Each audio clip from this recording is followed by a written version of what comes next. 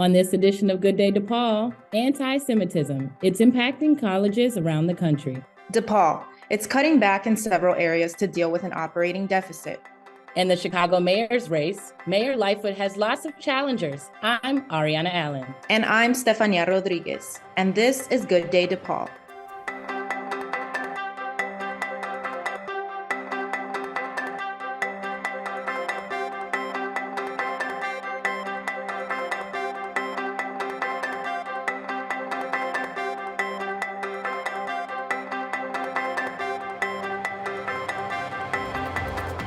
Anti-Semitism. It's an issue at some colleges, and recently, DePaul President Robert Manuel weighed in on this problem. I talked to several people at DePaul about anti-Semitism and how it's impacting universities. Some Jewish students across the country say they have to think twice about being openly Jewish on their own college campuses. That's because anti-Semitism has made its way onto some of these campuses. Senior Barbara Schiffer is a Jewish student at DePaul. I think being a minority in any situation is hard. And I think specifically when you're at a religious institution and your religion is the minority, that is a very difficult situation to be in. Last month, a Wall Street Journal article discussing anti-Semitism on college campuses included DePaul in a list of schools whose students have allegedly barred Israel supporting Jewish students from clubs and study groups. The journal did not provide any other details on the alleged DePaul incident. The university's president, Robert Manuel, addressed the journal article in a mass email to the DePaul community. Manuel said the article, quote, reminds us that we must look deeper as to how we can truly create a welcoming environment at DePaul. Manuel went on to say that, quote, we are working hard to engage questions of bias and hate at DePaul. In the area of religious intolerance and biases, we have introduced training and various educational programming on anti-Semitism, anti-Islamophobia, and Christian privilege with direct input from the Jewish United Fund and Hillel International. DePaul professor of law and the director of the Center for Jewish Law and Judaic Studies at the university, Stephen Resnikoff, says what's lacking in discussions on campus is participation from both sides, specifically anti-Israel and anti-Semites, who he says are not interested in debating with the groups they are against. There ought to be debate. That's what college campuses are for. There ought to be debate. But you can't debate if the other parties aren't willing to show up. The problem is that the discussions that are had are not, are really soliloquies, where there are diatribes against Israel, diatribes which are based on incredibly false accusations, incredibly materially misleading statements, and there's no one able to rebut them on the scene because there's no debate. Barbara Schiffer says that as a Jewish student, she proudly wears a Star of David necklace every day, but says not every student is as comfortable as she is with their identity on campus. But I do know people who have gotten beaten up for being openly Jewish at DePaul. I do know people who've been cornered. I was attacked viciously on the internet on a DePaul sponsored Instagram page. DePaul Student Government Association SGA has denounced anti-Semitism. The SGA has also been critical of Israel for its policies toward the Palestinians and called for the university to denounce the actions of the Israeli government and said it was standing in solidarity with the DePaul chapter of Students for Justice in Palestine. In response, Schiffer asked if SGA would stand with her, an Israeli Jewish student, as well. She said she was then met with hundreds of comments bullying and harassing her. And I brought it to administration, and administration were like, well, is it harassment or is it political discourse? And administration was like, well, we don't really have social media guidelines. We don't really have those. That's not something that's really impacted, something we have. And I think in 2023, that's insane. Everyone has social media. The social media sites themselves have social media guidelines. I'm being attacked on a page with your name on it. And the university be like, well, we just don't have guidelines. Sorry, sucks that you're being bullied. DePaul SGA has since issued a statement on their Instagram that said they strongly condemn the continued systemic and dramatic escalation of anti-Jewish acts and rhetoric, including incidents of anti-Semitism on campus. The post came after a student anonymously wrote a letter talking about the student's experiences with anti-Semitism and asking SGA to write a statement speaking out against it. Reznikov says there are Jewish students who feel intimidated in class about facing retaliation from professors and students for expressing their opinions and being insulted due to what the Jewish students call a lack of protection from professors. There have been students who have been retaliated against. At least they allege that they've been retaliated against and basically the grade for having spoken out to disagree with the professor's comments or professor's teachings about Israel. I know at least in one case where the grade was in fact dramatically changed in the students' benefit after there was an intervention with the administration. With the issue of growing anti-Semitism on campuses, some Jewish students want to see their universities implement training to understand and prevent anti-Semitism. Schiffer says she's impressed with the way President Manuel has been addressing the concerns of DePaul's Jewish community. She says she's looking forward to meeting with him one-on-one to discuss what the university can do to be more inclusive of Jewish students. In the meantime, President Manuel says, quote, ensuring everyone feels welcome and comfortable on campus must remain a high priority for every member of our university community. We have taken the initial steps toward this goal, and our work will continue.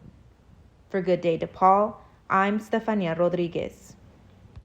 Good Day DePaul reached out to DePaul Students for Justice in Palestine, but so far, they have not responded to our request for an interview for this story.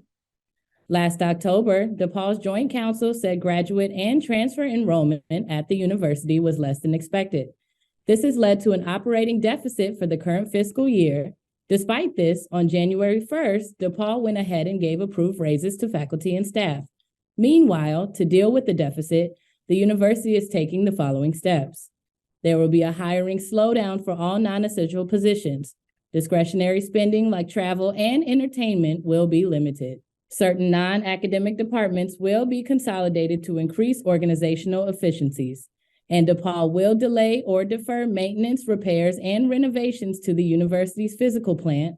Once these steps are fully in place, DePaul will use an additional $4 million from its endowment to eliminate any remaining deficit. A troubling crime recently at St. Vincent de Paul Church on the Lincoln Park campus.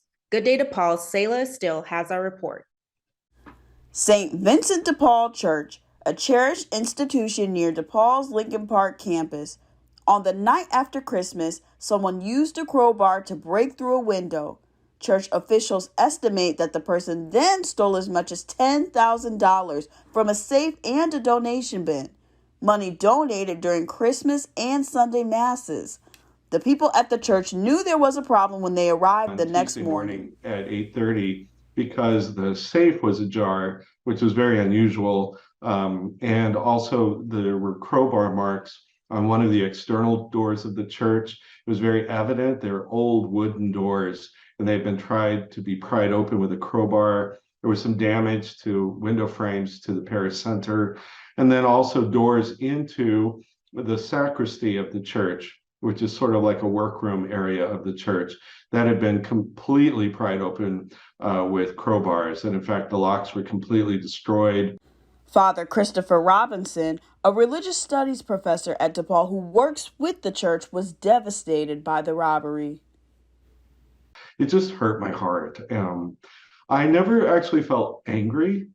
I've worked at St. Vincent's Parish for 20 years, and I teach at DePaul University. I've been teaching here for 20 plus years.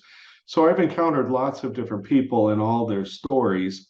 So I didn't think the thief did this in order to be aggressively dangerous.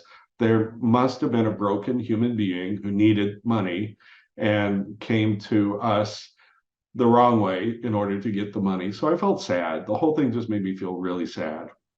The director of operations at the church, Jennifer Olson, was also stunned by the robbery. I was absolutely sick about it, she said in a statement in reaction to the break-in. So far, a suspect in the robbery has not been identified. Robinson says he's grateful for the community donations pouring in on GoFundMe. As of January 13th, the church has raised over $18,000 in donations. Reporting for Good Day DePaul, I'm Sayla Estelle. Many DePaul students have jobs while attending school, and some will be impacted by an increase in Illinois' minimum wage. It went up to $13 an hour on January 1st, a $1 increase. Chicago residents will go to the polls next month to vote for the city's next mayor, and many candidates have entered the race, including the incumbent mayor, Lori Lightfoot. Good Day DePaul's Lily Lowndes has details. I'm here at the Chicago Temple, where Chicago's mayoral candidates are ready to push their platforms to the general public. Chicago currently has a wide field of 9 candidates, including current Mayor Lori Lightfoot, U.S. Representative Chuy Garcia, former CEO of Chicago Public Schools Paul Vallis, and businessman Willie Wilson. Election Day is February 28th. Candidates will seek a majority of the votes to become Chicago's next mayor. If no candidate receives a majority, a runoff election will be held on April 4th. DePaul Public Service professor Nick Kaczarubis says it's likely that a majority won't be reached in the first round of voting. I think the potential for a runoff today is pretty high. Lori Lightfoot, while she has a record to stand on with, I would say, some very positive accomplishments, she also has a lot of negatives. At the Women's Mayoral Forum, Lightfoot's opponents brought up what they called some of the shortcomings of her administration, including mental health clinics, homelessness services, and the city budget. I fought the previous administration for closing down mental health clinics. I fought this particular administration for refusing to open them. During the polar vortex, I had to sleep outside under the viaduct with folks who are unhoused because we couldn't get this administration to allow them to sleep in the police station while it was cold. We gave the administration $85 million to spend on violence intervention. Less than $5 million is out the door. Mayor Lightfoot responded by citing what she called her accomplishments as mayor and disputing some of the claims made by her opponents. So I can't let you keep repeating the thing that's wrong, that you said during the budget, that we only spent $5 million. We've spent hundreds of millions of dollars. The moderators of the forum were Carol Marine, co-director of DePaul's Center for Journalism Integrity and Excellence, and Cheryl Corley, an NPR correspondent.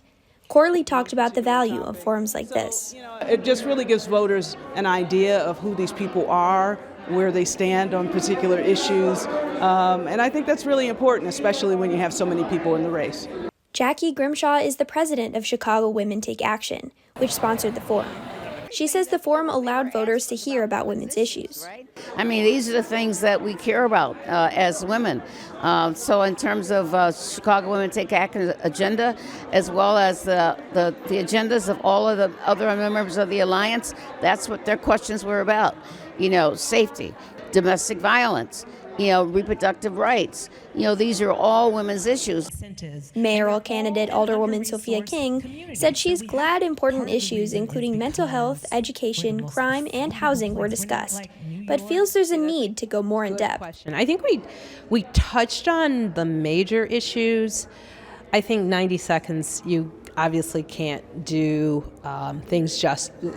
do justice to a lot of the issues. Candidates will have more opportunities to spread their message to the public as we inch closer and closer to Election Day. They will continue to show where they stand on the issues and make their case for why they should be Chicago's next mayor. For Good Day DePaul, I'm Lily Lowndes. Next on Good Day DePaul, a DePaul basketball player continues her amazing run this year. And a new role for a distinguished DePaul professor. Those stories and more when Good Day DePaul returns. 2004 Skateboard Championship. High school, moped. How about you, Slim? Anything? Something. Looks like Slim's got a little paper cut. It's nothing. Come on, man. No, I'm gonna make you tell me. Hey, kidney transplant. When, dude? I didn't know you were sick. I was donating it. Someone in your family? You gave your kidney to a complete stranger? Yeah, saved his life. Wow. All right. Everyone can save a life by being a living organ donor on matchingdonors.com. In sports, the DePaul men's basketball team has split its last 2 Big East games, beating Villanova, but then losing to Seton Hall. The Blue Demons are now 2-5 in conference play and 8-10 overall. In women's basketball, DePaul broke a 3-game losing streak with a 91-56 win over Xavier. The Blue Demons are now 4-3 in Big East play and 11-7 overall. DePaul sophomore Anissa Morrow is having another great season for the women's basketball team. Morrow has twice been named the Big East Player of the Week. She's fourth in the nation in both points and rebounds, averaging almost 26 points a game and just under 12 rebounds per game. DePaul's volleyball team received some postseason honors. Junior Jill Presley was named to the All-Big East team, and Taylor Underwood was named to an All-Conference freshman team. And more success for the DePaul esports team. They recently won the Fall League of Legends Big East Championship. It's their third title in 4 seasons. And that's sports. Back to you, Stephania. Thanks, Ariana. DePaul has a new interim associate provost for diversity, equity, and inclusion. She is Valerie Johnson, a professor of political science at DePaul. Professor Johnson has been a longtime advocate for diversity and inclusion at the university. And there's a new interim dean at DePaul's College of Education. She is Professor Mojay Bayat, an expert in the education and treatment of children with mental health issues and neurodevelopment disorders. Professor Bayat has been a faculty member in the College of Education since 2005. Coming up, DePaul students get some personal help in getting through finals week. That story when Good Day DePaul returns. Today, the heroes that fight day in and day out on the front lines. Those who are there, innovating in real time, saving lives and answering the call to care in times of crisis. American nurses. Nurses who have been there for each and every one of us in times of crisis for more than 150 years. Nurses are the pillar of strength and the foundation of healthcare and life itself. Nurses are there the day we are born. They are there when your family is in crisis, and they are there in the end. In confronting the most catastrophic health crisis in modern history, we must remember our American nurse heroes need our support as much as we need them. To show our gratitude for their courage and ensure they receive the critical education and support services they need, donate to the Coronavirus Response Fund for Nurses today, in honor of your American nurse hero. On January 17th, teachers went on a strike at UIC, the University of Illinois Chicago. The primary issues were pay and resources for student mental health needs. At Northwestern University in Evanston, graduate student employees have voted to unionize. This includes graduate assistants, teaching assistants, research assistants, and fellows. They'll be joining the United Electrical, Radio, and Machine Workers of America. As always, this past finals week was a difficult one. But once again, some help came from an unusual source. Good Day DePaul's Alyssa Gomez has details. On Monday, November 14th, therapy dogs from Medina Shrine Therapy Dog Club visited the Lincoln Park campus quad to help students de-stress during finals week. The event was a collaboration between DePaul Student Government Association and the College of Science and Health Student Association, an event aimed at keeping the community together. One of our big discussions when it came to initializing this event was, trying to understand the residual impacts of distance learning and what that meant with coming back to a college. What does it mean to have a community? What does it mean to put events together to bring the community to as one to have an event like this? And the DePaul community responded as they lined the quad, patiently waiting for their 5 minutes of puppy love. Student athletes from DePaul's volleyball team waited in line for an hour. Why? Just de-stressing and excited to see some dogs. Which is necessary when juggling the struggles of student athlete life. We just have a lot of things that to control, but we have really supportive teammates, so it kind of makes it easier. It can be hard to manage everything, but if we need any help, we know exactly where to go. Students were able to sit with and pet the therapy dogs during their brief visit before getting back to hitting the books. With the overwhelming positive turnout, organizers plan to bring this event back again next year. For Good Day DePaul, I'm Alyssa Gomez.